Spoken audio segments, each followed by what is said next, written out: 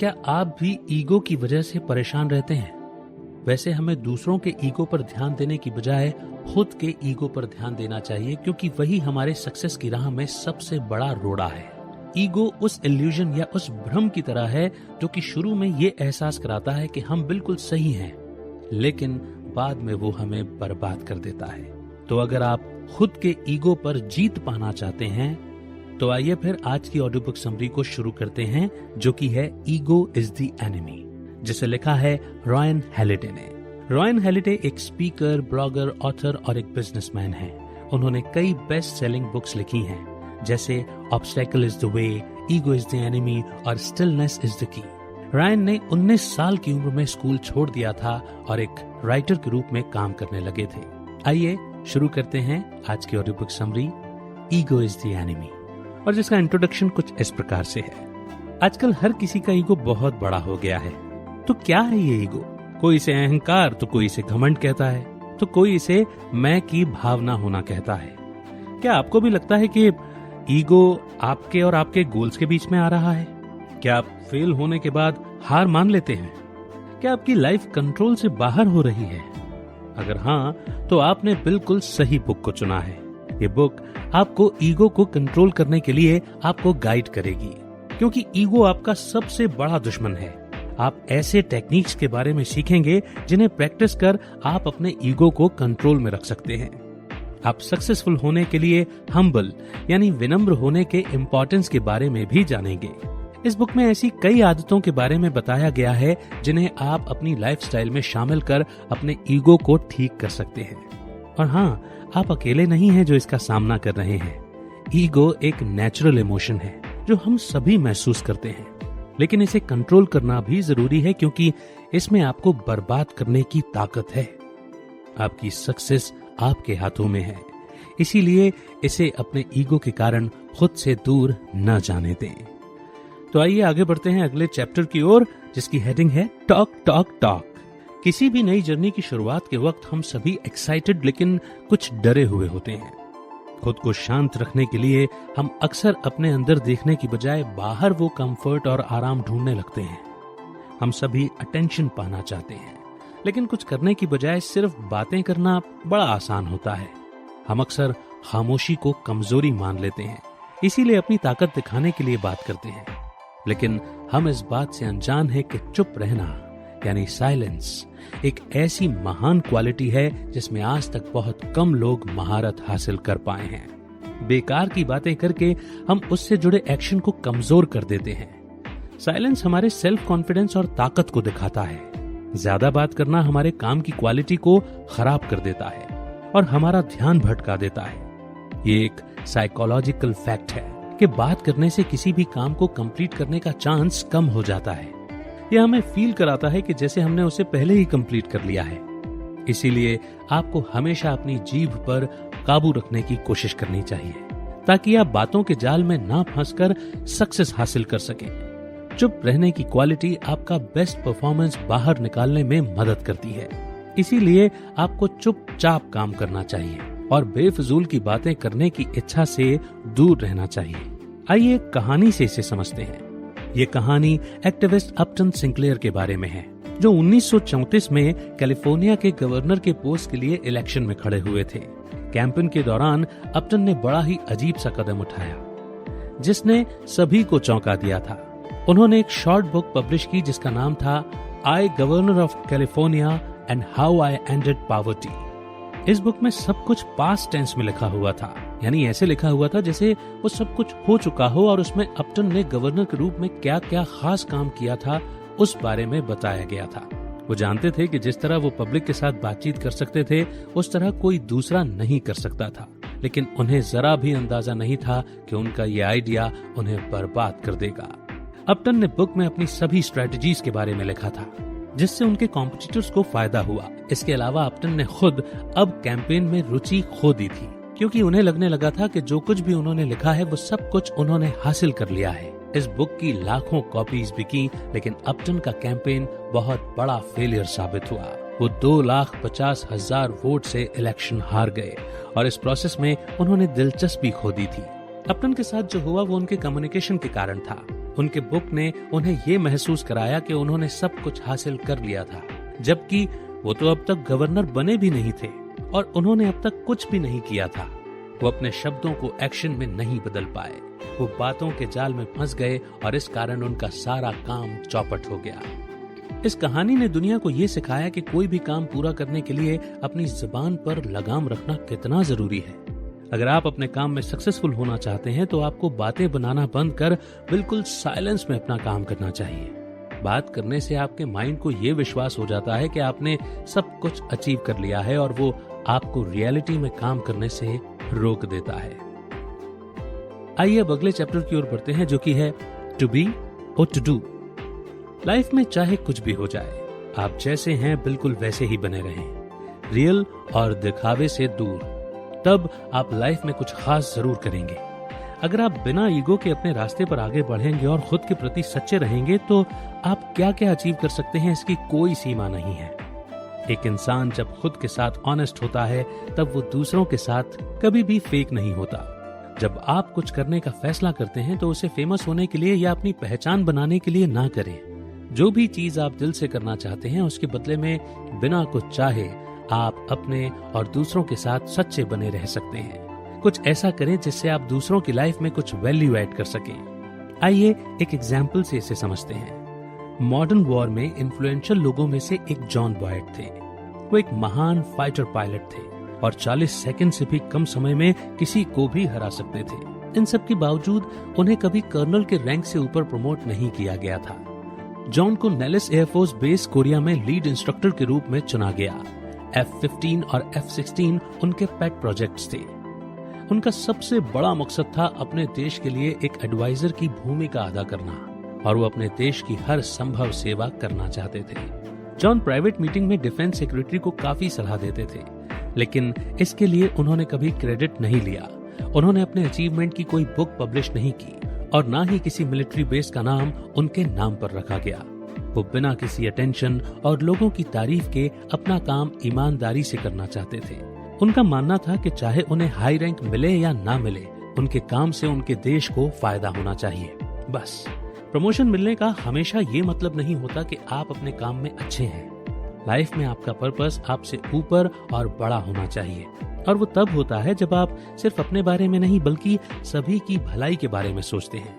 जब आप सेल्फलेस होकर दूसरों की लाइफ में सुधार करना चाहते हैं तब आपको एक्स्ट्रा ऑर्डिनरी सक्सेस मिलती है। नेक्स्ट चैप्टर है बिकम अ स्टूडेंट। एक स्टूडेंट का मेन काम क्या होता है? सीखना। तो लाइफ में हमेशा एक स्टूडेंट बनकर सीखते रहने की सोच अपनाएं। खुद को इम्प्रूव करने के लिए हमेशा नई चीजें सीखते रहें। आपको हमेशा उन चीजों को सीखने की कोशिश करनी चाहिए जिनके बारे में आप कुछ नहीं जानते, ताकि आपकी नॉलेज लाइफ के हर एरिया में बढ़ सके। अक्सर जब हमें सक्सेस मिलती है तब हम निश्चिंत हो जाते हैं कि भाई मुझे तो सब कुछ पता है और मुझे सीखने की जरूरत नहीं है। लेकिन ये सोच जल्दी ही आपको नीचे भी ले आती है।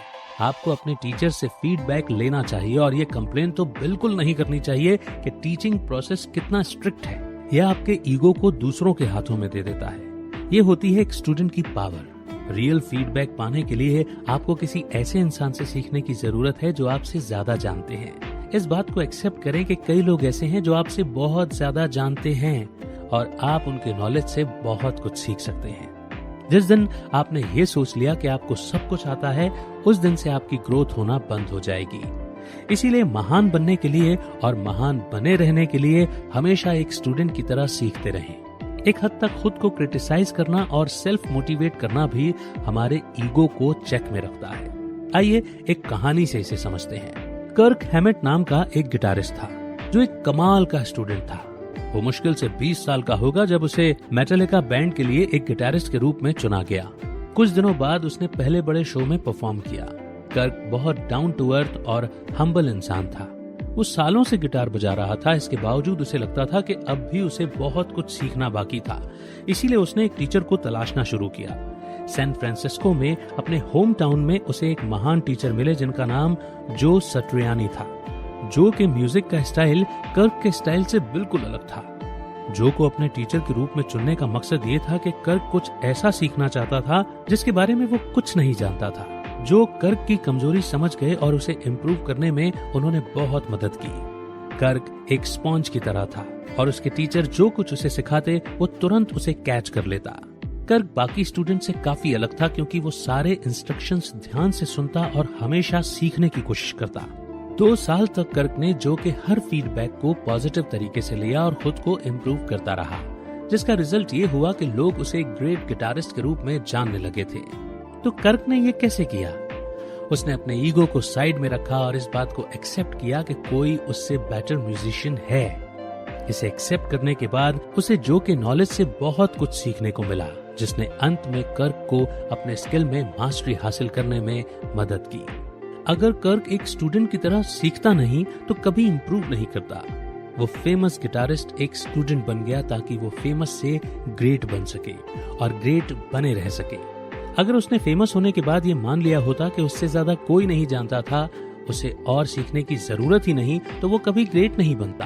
ये कहानी हमें ये सिखाती है कि हमें हमेशा सीखते रहना चाहिए और इस बात को एक्सेप्ट करना चाहिए कि कई लोग हैं जो हमसे भी ज्यादा जानते हैं। इसलिए कहा गया है कि जब परफॉर्म करो तो एक गुरु की तरह परफॉर्म करो, लेकिन बड़े होने के बाद जब भी सीखो तो एक शिष्य की तरह सीखो।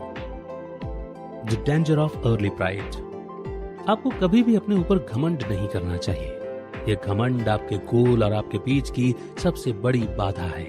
ये सोचना कि आप सभी से बेटर हैं, ये एक डेंजरस सोच है और ईगो में आपको बर्बाद करने की पावर है। बेंजामिन फ्रैंकलिन का नाम किसने नहीं सुना?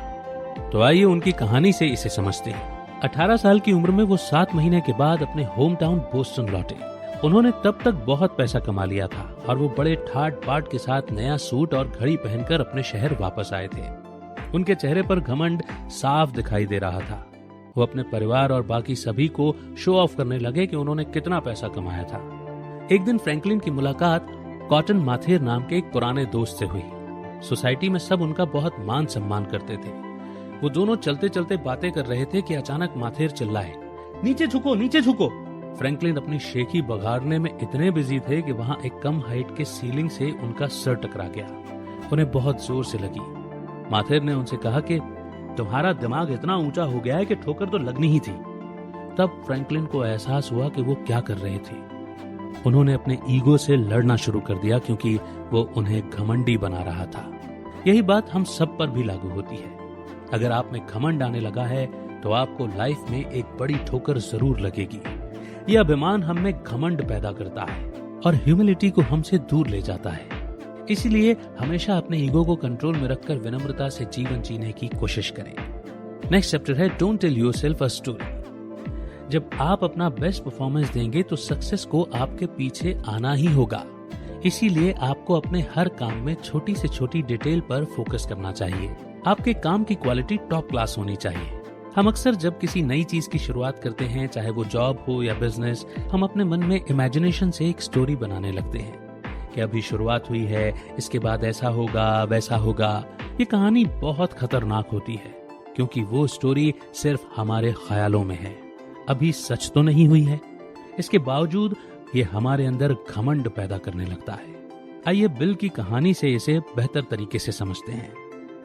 ये कहानी फुटबॉल कोच और जनरल मैनेजर बिल वॉल्श के बारे में है, जिन्होंने सबसे खराब फुटबॉल टीम को ट्रेन करने का फैसला किया था।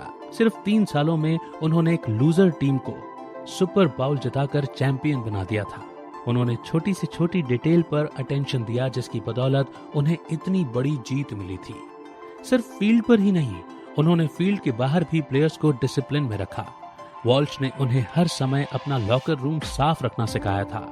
वहां स्मोक करना, गाली देना या झगड़ा करना बिल्कुल अलाउड नहीं था।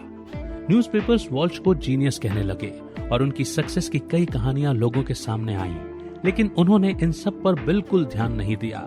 उन्होंने उसे पूरी तरह अनदेखा कर दिया था क्योंकि वो उन्हें घमंडी बना देता। लेकिन वॉल्श के प्लेयर्स को घमंड होने लगा। उनके मन में कॉन्फिडेंस की जगह ओवर कॉन्फिडेंस ने ले ली थी। इस ओवर कॉन्फिडेंस ने उनके परफॉर्मेंस पर बहुत खराब असर किया और वो 22 में से 12 गेम हार गए। यही होता है जब आप समय से पहले खुद को क्रेडिट देना शुरू कर देते हैं। जब ये कहानियां आपके माइंड में अपना घर बना लेती हैं, तब आप कम एफर्ट्स करने लगते हैं और आपके काम की क्वालिटी गिरने लगती है। 49ers यानी कि उस फुटबॉल टीम को भी अपने खोए हुए स्टैंडर्ड को पाने के लिए फिर से कड़ी मेहनत करनी पड़ी। यही कारण था कि वॉल्श ने मीडिया द्वारा दिए गए बड़े बड़े टाइटल को अपने सर पर नहीं चढ़ने दिया था। खुद के बारे में बढ़ चढ़कर बोलना आपको घमंडी, ओवर कॉन्फिडेंट और कम हार्ड वर्क करने वाला इंसान बना देता है। नेक्स्ट चैप्टर है व्हाट्स इम्पोर्टेंट टू यू। ये सोचना बहुत जरूरी है कि सक्सेस पाने के लिए आपके लिए क्या इम्पोर्टेंट है, लेकिन ये इंसान की फितरत है कि जो हमारे पास होता है हम उससे कभी खुश नहीं होते और हमेशा वही चाहते हैं जो दूसरों के पास होता है। हमारा एम होता है कि हमारे पास दूसरों से ज्यादा हो। हम अपनी जर्नी की शुरुआत उस चीज से करते हैं जो हमारे लिए इम्पोर्टेंट होती है, लेकिन उसे हासिल करने के बाद हमारे अंदर ईगो डेवलप होने लगता है। हम उन अपॉर्चुनिटीज को भी हाँ कह देते हैं जिनकी हमें कोई जरूरत नहीं है, ये सोचकर कि ये हमें सक्सेसफुल होने में मदद करेंगे, लेकिन असल में इसका बिल्कुल उल्टा होता है। ये हमें रियलिटी से दूर कर एक सपनों की झूठी दुनिया में ले जाता है। आइए इसे एक एग्जाम्पल से समझते हैं। ये यूलिस एस ग्रांट की कहानी है। अमेरिका में सिविल वॉर के बाद ग्रांट एक इन्फ्लुएंशियल और इम्पोर्टेंट पर्सनालिटी बन गए थे। ग्रांट को पॉलिटिक्स में कोई दिलचस्पी नहीं थी और इस कारण उन्होंने आर्मी जनरल बनने का रास्ता चुना था, लेकिन अचानक ग्रांट ने पॉलिटिक्स में सबसे ऊंचे पोस्ट प्रेसिडेंट की पोजीशन के लिए खड़े होने का फैसला किया। उन्हें इलेक्ट किया गया और उनका टर्म अमेरिकन हिस्ट्री में सबसे करप्ट और सबसे खराब टर्म बनकर सामने आया।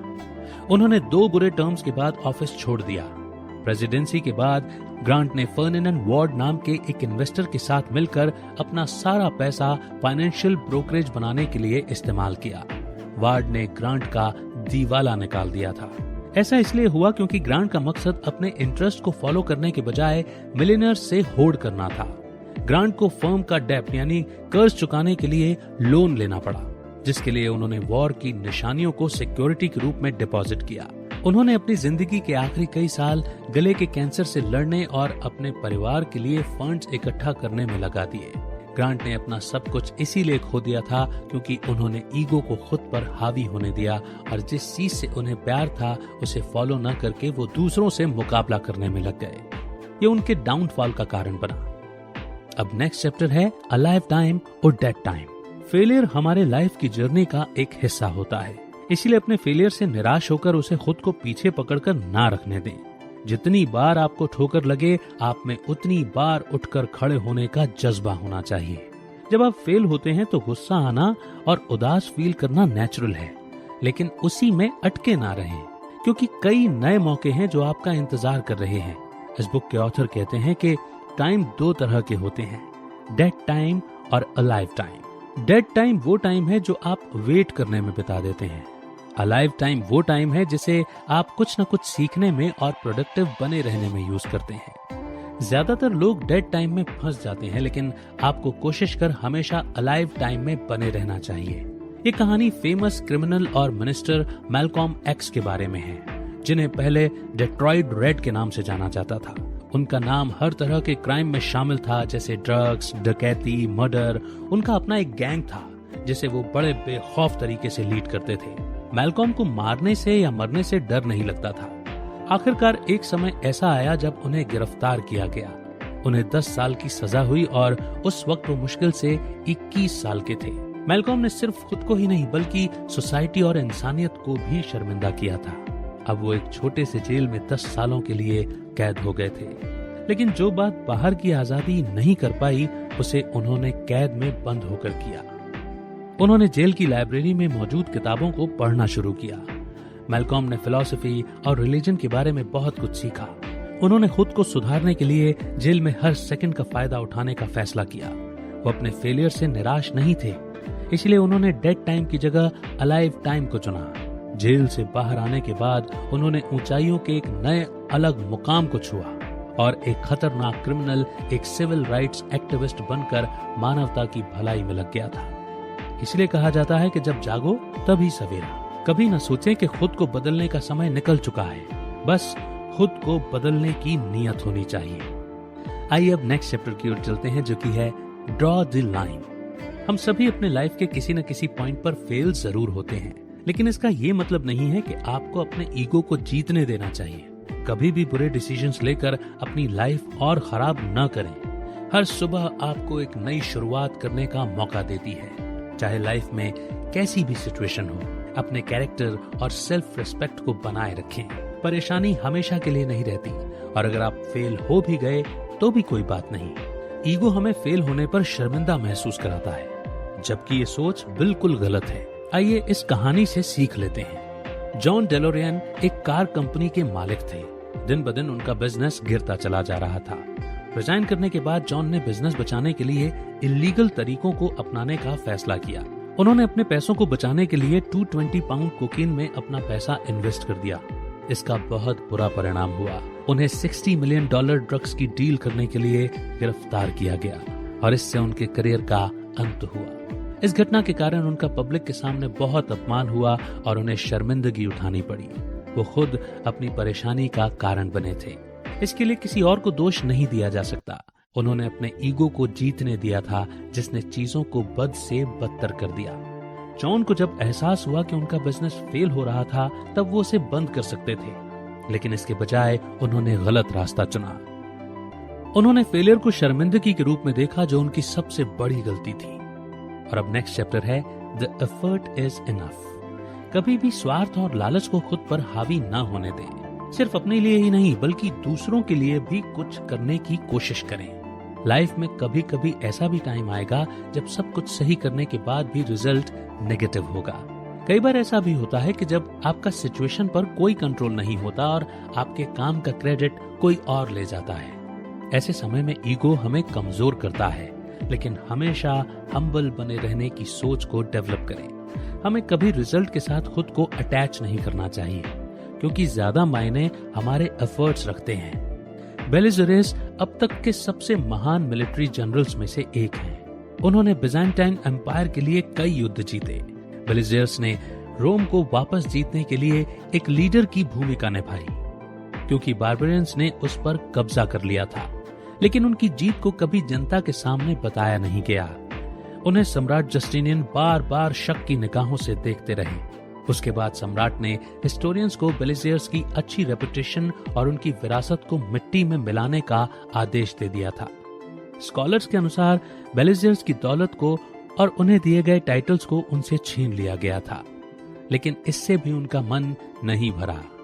बेलिजर्स को अंधा कर उनसे सड़कों पर भीख भी मंगवाई गई। जस्टिनियन एक ओवर कंट्रोलिंग, लालची, सेल्फिश और दूसरों से जलने वाला इंसान था। बेलिजर्स के बढ़ते हुए नाम और शोहरत से उसे खुद के लिए खतरा महसूस होने लगा था। अपने साथ हुए अन्याय के बाद बेलिजर्स ने कभी शिकायत नहीं की। उनमें जरा भी अहंकार और लालच नहीं था। वो जानते थे कि कोई उन्हें पसंद करे या ना करे, इस पर उनका कोई कंट्रोल नहीं था। तो उनके बारे में जो खास बात थी वो ये थी कि इतने अन्याय होने के बावजूद वो हमेशा सही रास्ते पर चलते रहे। अपने देश की सेवा करना उनके लिए सबसे बड़ा कर्म था, और इसके बदले में वो कोई इनाम या शोहरत नहीं चाहते थे। इसीलिए अपने काम को बिना किसी रिवॉर्ड पाने की इच्छा से करते रहे, क्योंकि सिर्फ वही आपको महान बनाता है। तो दोस्तों, इसी के साथ ये ऑडियो बुक समरी यहीं पर समाप्त होती है, लेकिन एक बेहतरीन कंक्लूजन भी देती है। इस बुक में आपने सीखा कि कैसे कुछ अचीव करने से पहले अपने प्लान्स के बारे में बड़ी बड़ी बातें करना आपकी सक्सेस के चांस को कम कर देता है। आपका मन ये मान लेता है कि आपने उसे हासिल कर लिया है, और इस वजह से आप उसमें इंटरेस्ट खो देते हैं। आपने ये भी सीखा कि ऑनेस्ट रहना और डाउन टू अर्थ बने रहना कितना जरूरी है। ये आपको आपकी जड़ों से जोड़े रखता है। कई बार अपना गोल अचीव करने के बाद हम में ईगो डेवलप हो जाता है, और हम ये मान लेते हैं कि हमें सब कुछ आता है और अब हमें कुछ भी सीखने की जरूरत नहीं है। बस यही हमारे डाउनफॉल का कारण बन जाता है। आपने ये भी जाना कि हमेशा एक स्टूडेंट बनकर सीखते रहना चाहिए। सीखने की कोई भी सीमा नहीं होती, और आप जो कुछ भी सीखते हैं वो कभी वेस्ट नहीं होता। वो किसी न किसी तरह आप में इम्प्रूवमेंट जरूर करता है। अपनी सोच को बड़ा करें और बिना झिझके इस बात को एक्सेप्ट करें कि ऐसे कई लोग हैं जो हमसे ज्यादा जानते हैं और आप उनसे कितना कुछ सीख सकते हैं। अपने माइंड में कहानियां न बनाएं, क्योंकि यह आप में घमंड पैदा करता है, जो आपके फ्यूचर के लिए बिल्कुल भी अच्छा नहीं है। हम्बल बने रहें और वो करते रहें जिससे आपको प्यार है। लाइफ में एक न एक बार हर कोई फेल होता है। गलती करना गलत नहीं है, लेकिन उस गलती से कुछ न कुछ सीख कर उसे दोहराना बहुत गलत है। इस बात को हमेशा याद रखें कि अगर कुछ बुरा होता भी है तब भी आप एक नई शुरुआत कर सकते हैं। फेलियर से शर्मिंदा होने की जरूरत नहीं है, बल्कि ये सक्सेस की तरफ भी आपका बढ़ाया हुआ कदम है। और कभी कभी हम गलत कदम भी उठा लेते हैं, लेकिन इससे एम्बैरेस नहीं होना चाहिए। अपने ईगो को कंट्रोल में रखें, और अगर आपने ऐसा कर लिया तो आपके रास्ते के कई प्रॉब्लम्स अपने आप सॉल्व हो जाएंगे और आपका रास्ता आसान हो जाएगा।